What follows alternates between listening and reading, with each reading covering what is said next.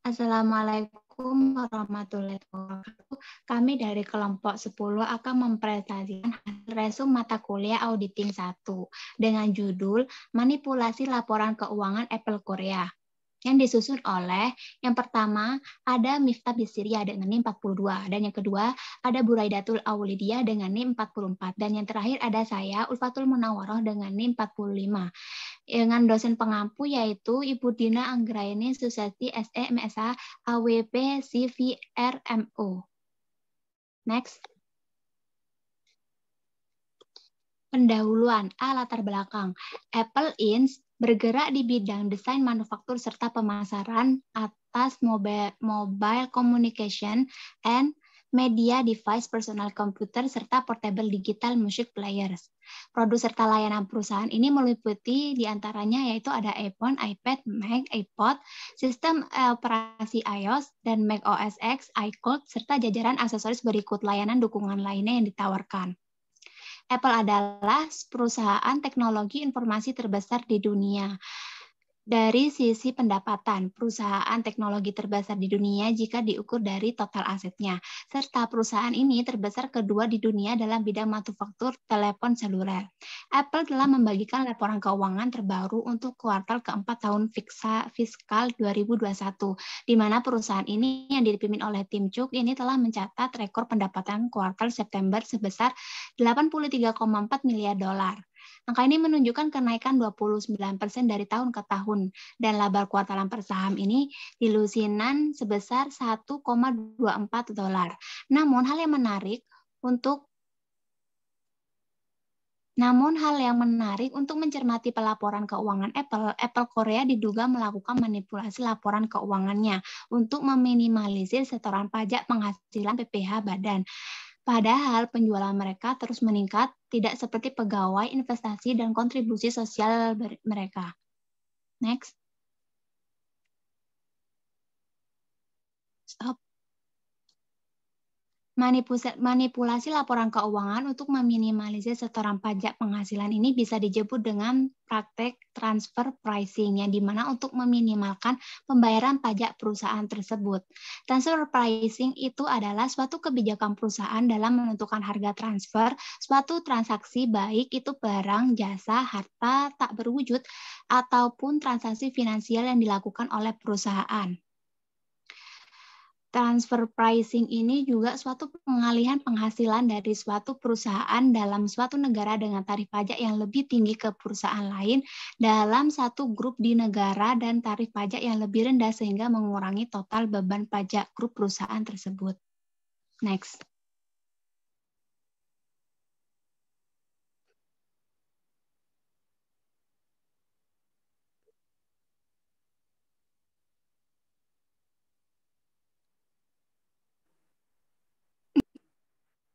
Yang ke B yaitu teori yang digunakan. Fraud adalah tindakan bersifat umum dan mencakup beragam makna berupa cara cerdik seorang yang dirancang untuk mendapat keuntungan dengan penyajian yang salah. Teori ini dikemukakan oleh Albrecht et al. 2011. ACFE menggambarkan kecurangan atau fraud dalam bentuk pohon. Fraud tree mempunyai 3 cabang utama, yaitu penyimpangan aset, aset misappropriation, kecurangan laporan keuangan atau financial statement fraud, dan korupsi atau corruption. Dalam 3 cabang utama tersebut dapat digolongkan beberapa tindakan yang dilakukan, yaitu yang pertama, aset misappropriation berupa kecurangan kas atau cash fraud. Yang kedua yaitu financial statement fraud yang dikategorikan dalam timing difference, yaitu mencatat waktu transaksi berbeda atau lebih awal dari waktu transaksi sebenarnya. Yang ketiga yaitu corruption, merupakan jenis fraud yang paling sulit dideteksi karena menyangkut kerjasama dengan pihak lain dalam menikmati keuntungan seperti suap dan korupsi. Dan berikut ini juga ada teori dari fraud triangle yang mengemukakan ada 3 elemen yang menyebabkan terjadinya kecurangan. Yang pertama yaitu tekanan atau pressure, yang kedua yaitu kesempatan atau opportunity, dan yang ketiga yaitu rasionalisasi atau rationalization.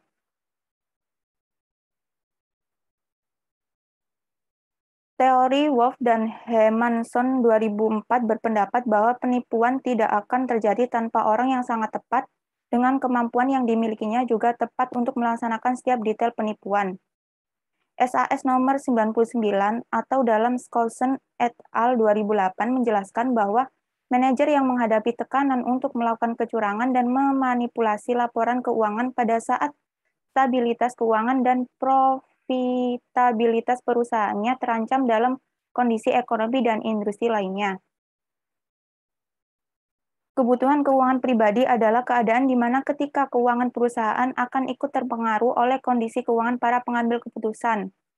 Hal ini dikemukakan oleh Skousen et al. 2009.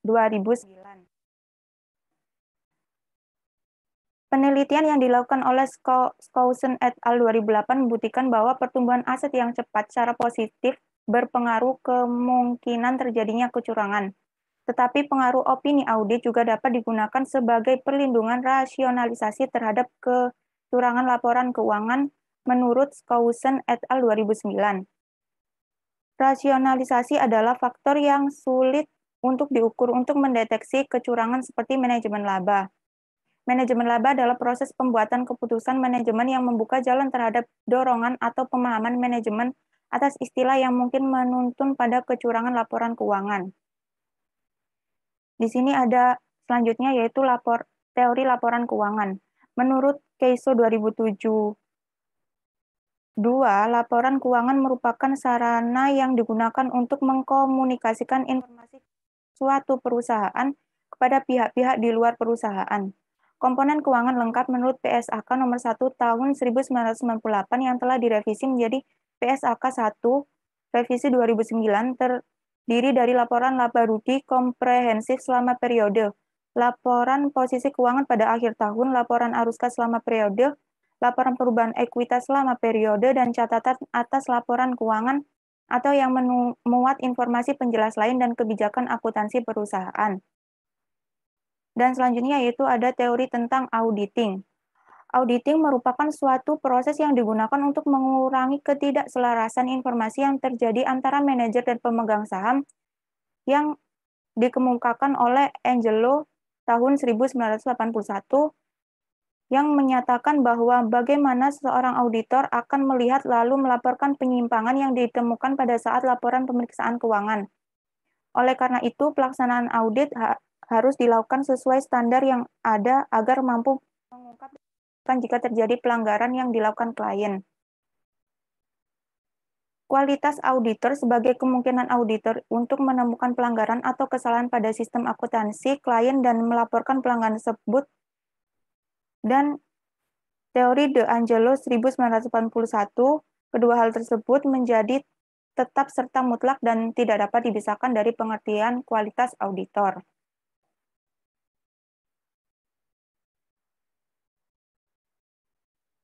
Terdapat tekanan eksternal yang berlebih akan membuat risiko terjadinya kecurangan terhadap laporan keuangan. Hal ini didukung oleh pendapat Skousen et al. 2009 yang menyatakan bahwa salah satu tekanan yang sering kali dialami manajemen perusahaan adalah kebutuhan untuk mendapat tambahan utang atau sumber pembiayaan eksternal agar tetap kompetitif termasuk pembiayaan riset dan pengeluaran pembangunan atau modal. Yang itu rumusan masalah. Kami merumuskan masalah resum ini. Yang pertama yaitu bagaimana cara auditor mengidentifikasi kasus manipulasi laporan keuangan. Yang kedua, bagaimana tanggapan pemerintahan dalam menanggapi kasus manipulasi laporan keuangan yang dilakukan oleh Apple Korea. Yang ketiga, mengapa manipulasi laporan keuangan dilakukan oleh Apple Korea. Yang keempat, yang menjadi dasar dilakukannya manipulasi laporan keuangan oleh pihak Apple Korea. Yang D yaitu tujuan. Yang pertama yaitu mengetahui bagaimana cara auditor mengidentifikasi manipulasi laporan keuangan Apple Korea. Yang kedua yaitu mengetahui hal apa saja yang menjadi dasar manipulasi laporan keuangan Apple Korea. Dan yang ketiga yaitu mengetahui berapa besar jumlah pangkas setoran PPH Apple Korea. Next.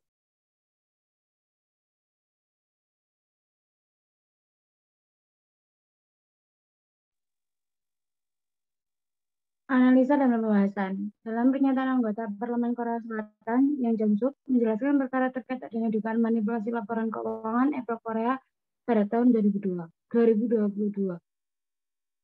Dalam pernyataannya pada Harian Bisnis Korea, Apple Korea mencoba meminimalkan pembayaran pajak mereka di Korea Selatan. Padahal penjualan mereka terus meningkat tidak seperti pegawai, investasi, dan kontribusi sosial mereka. Yang Jong-suk juga mengatakan bahwa Apple telah memanipulasi rasio laba terhadap total penjualan atau operation profit margin untuk membayar pajak dengan nominal sedikit. Laba operasi Apple di Korea Selatan lebih rendah dikarenakan Apple Korea mengeluarkan sebagian besar pengeluarannya sebagai impor, yang mana mereka sering mengimpor produk melalui Apple Asia Selatan di Singapura. Dan dari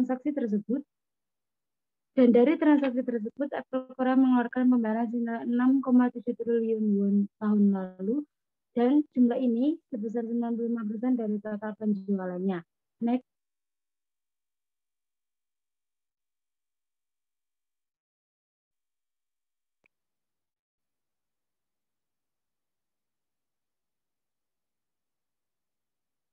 Yang Jong-suk juga menyampaikan rasio laba operasi Apple Korea sebesar 1,6%, sedangkan rasio laba operasi Apple secara keseluruhan sebesar 29,8%.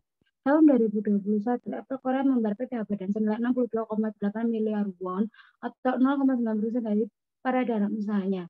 Secara global, total PPh yang dibayar Apple senilai 14,527 miliar US dollar. Nilai tersebut setara dengan 4% dari total peredaran usaha Apple, yakni senilai 365,817 miliar US dollar. Angka rasio laba operasi Apple Korea jauh lebih rendah ketimbang wilayah lain. Next.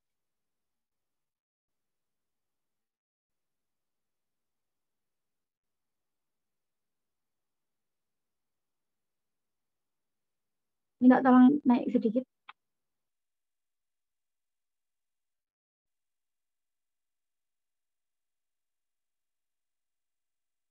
Ya, stop. Menurut Yang Jong-suk, rasio laba operasi Apple lebih rendah ketimbang wilayah lain. Menurut Yang, rasio laba operasi Apple di Jepang sebesar 44,9%, 41,7% di China, dan 36,4% di Eropa. Untuk kawasan Amerika, laba operasi Apple sebesar 34,8% dan 37,2% di kawasan Asia Pasifik, tidak termasuk Korea Selatan. Mengenai kasus yang terjadi, hingga saat ini belum ada tanggapan lebih lanjut dari pihak auditor Apple Korea. Next.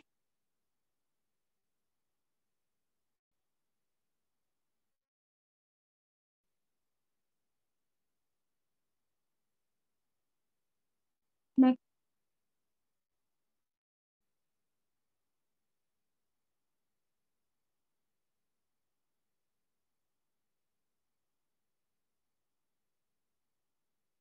Lalu sampailah kita pada kesimpulan. Jadi istilah transfer pricing mencuat ketika beberapa perusahaan multinasional mencoba menghindari pajak, misalnya melakukan pengalihan laba dari negara asalnya ke negara bertarif pajak rendah. Jadi seperti kasus yang dilakukan oleh Apple Korea yang sudah kami jelaskan saat awal tadi. Walaupun terlihat legal, namun cara ini dianggap sebagai cara yang amoral karena berusaha menghindari pajak secara masif. Padahal penerimaan pajak dari tempat perusahaan multinasional beroperasi cukup berpengaruh terhadap total penerimaan pajak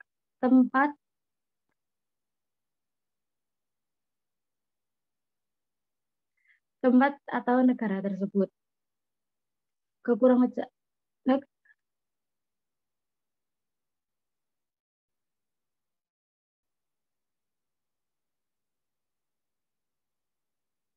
Stop. Kekurangan wajaran dari transfer pricing atau non-arm's length price yang ditimbulkan dengan adanya praktek transfer pricing dapat terjadi atas harga penjualan, harga pembelian, alokasi biaya administrasi dan umum atau overhead cost, pembayaran bunga atas pemberian pinjaman oleh pemegang saham atau shareholder loan, pembayaran komisi, lisensi, franchise, sewa, royalti, imbalan atas jasa manajemen, imbalan atas jasa teknik, dan imbalan atas jasa lain.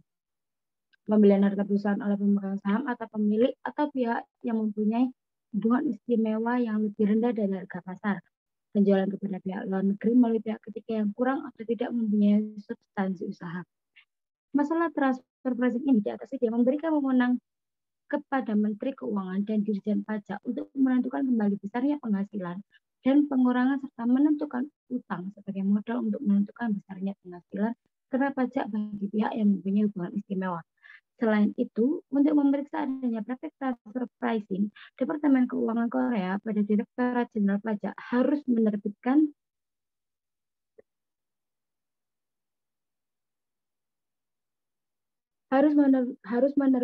pedoman pemeriksaan pajak terhadap wajib pajak yang mempunyai hubungan istimewa. Next.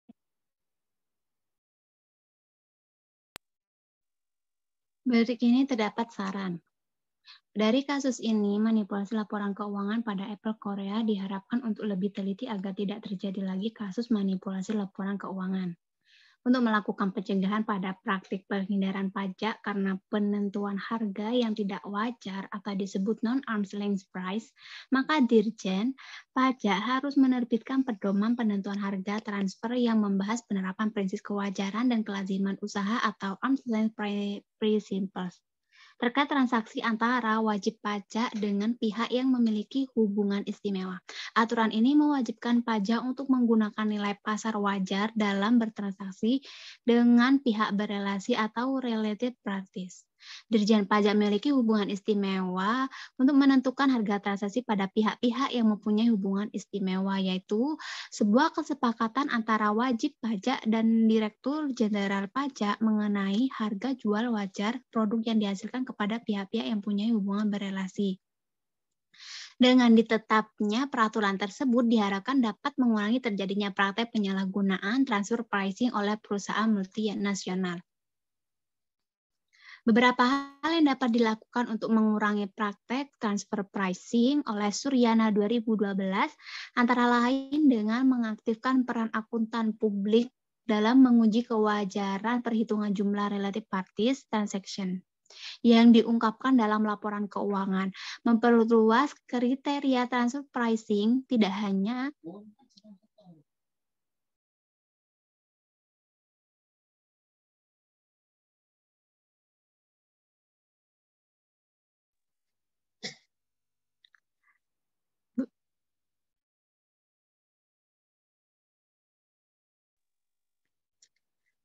kemudian beberapa hal yang dapat dilakukan untuk mengurangi praktek transfer pricing Suryana 2012 antara lain dengan mengaktifkan peran akuntan publik dalam menguji kewajaran perhitungan jumlah related parties transaction yang diungkapkan dalam laporan keuangan untuk memperluas kriteria transfer pricing tidak hanya related parties, tetapi melebar ke semua transaksi yang diindikasikan di bawah harga pasar wajar, termasuk dengan perusahaan non-afiliasi, menggunakan data pembandingan eksternal dari pelapor DHE atau devisa hasil ekspor untuk mendeteksi aliran dana dan underlying transaksi ekspor, mengumumkan kepada publik tentang proses banding oleh wajib pajak yang melakukan transfer pricing sebagai bentuk tekanan moral, menyediakan data center seperti Indonesia Coal Index, serta membentuk Single Document Window atau SDW antara negara yang telah menerapkan tax treaty dan forum multilateral seperti APEC.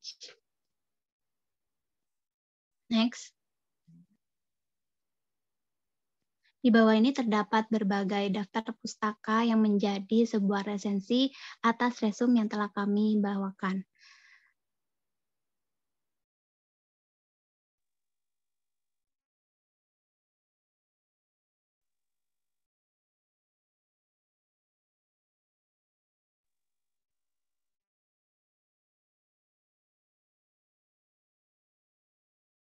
Sekian presentasi dari kelompok kami. Kurang lebihnya kami mohon maaf. Wassalamualaikum warahmatullahi wabarakatuh.